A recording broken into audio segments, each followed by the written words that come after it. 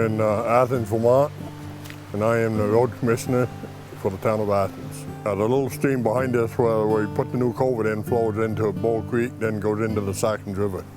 The culvert was undersized, and when Irene come through, and there's just more water than what anything can stand. Come over top of this culvert, come over the road, come down through, and wash the road out where I'm standing now, headed towards Bull Creek. On this road right here, there was 4 families affected that couldn't get out for probably a day, maybe a day and a half. They rescued the lady in the house right down here with a rowboat. They went out there and got her with a rowboat.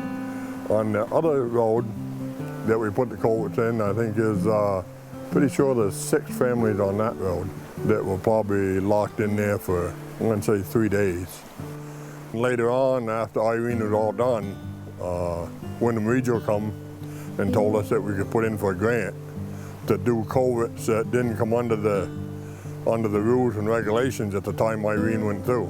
We had to take and do a hydraulic study on the runoff, and then they come up with the size of a culvert, and then we put a cement culvert in that will last for many years.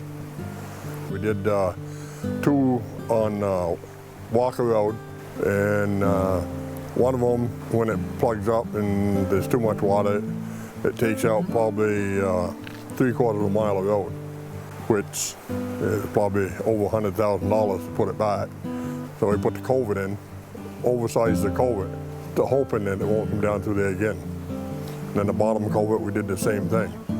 You know, to get the grant and everything, they did paperwork for over a year and a half, and then we put in for the grant and got the federal grant to do the culverts. It was around $400,000, I think. They covered the 3 culverts and installing them. If we have another Irene or something that's similar to Irene, these culverts are going to stay where they are. I would encourage anybody, if there's a chance to get a grant, to upgrade your old steel culverts. It's a big improvement. What I did, I went and got prices on other culverts and what it was going to cost us, then come back to the selectmen and told the selectmen, you know, we put 10% away, figured it's going to cost us $150,000, so we'll put the 10% away.